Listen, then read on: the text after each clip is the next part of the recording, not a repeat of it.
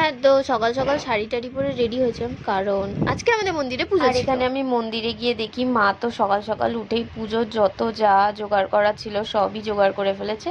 আমি শুধু গিয়ে এখানেই দুব্বো কটা বেচেছি আর এই খই মুরগির থালাটা সাজিয়েছি, আর কিছুই করিনি। তারপর আমাদের তো 8:30টার মধ্যেই সমস্ত কিছু গোছানো হয়ে গেছিলো, কিন্তু ঠাকুরমশাই আসার টাইম দিয়েছিল 9টায়, তার আগেই হয়ে গেছিলো।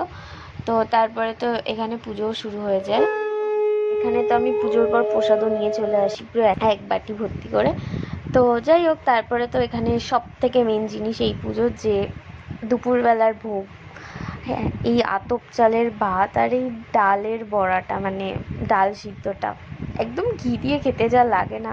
তো আমি আবার ওপর দিয়ে একটু ঘি দিয়ে ভালো করে একটু ডাল নিয়ে তারপর আলু ভাতে আর কাঁচকলা একসাথে মেখে যা খেতে লাগছিল। তো যাই হোক, আজকের মতো এতটাই, টাটা।